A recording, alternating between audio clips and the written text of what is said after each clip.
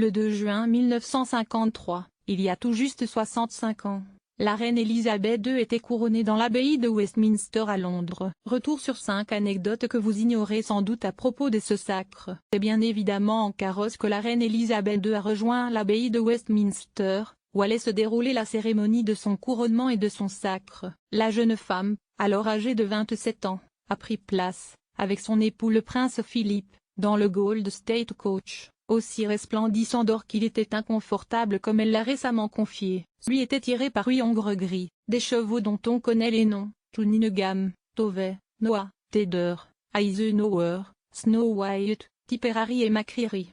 2. Les 4 pays du Royaume-Uni étaient représentés dans son bouquet à l'occasion de ce couronnement. Elisabeth II tenait un bouquet de fleurs blanches. Celle-ci n'avait pas été choisie au hasard.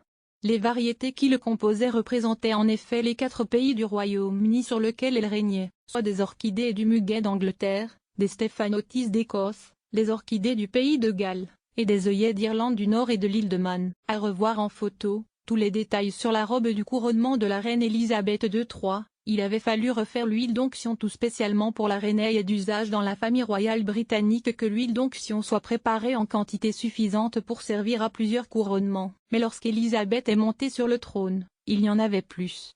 La fiole existante avait été détruite en mai 1941 par un bombardement. Il fallut donc refaire ce précieux liquide, et cela en suivant scrupuleusement sa recette qui combine huile d'orange, de rosises, de cannelle, de musc et d'ambre gris. 4. Le prince Charles avait reçu une invitation très personnelle à cette époque. Elisabeth II avait déjà 2 enfants, le prince Charles, 4 ans et demi, et la princesse Anne, 2 ans et 8 mois. Si cette dernière fut jugée trop jeune pour prendre part à cette longue cérémonie de plus de 3 heures, son aîné y assista, d'autant plus qu'il était l'héritier du trône, premier enfant de la famille royale britannique à être présent au couronnement de sa propre mère. Charles y fut convié en bonne et due forme. Il reçut une invitation spéciale pour enfants, peinte à la main.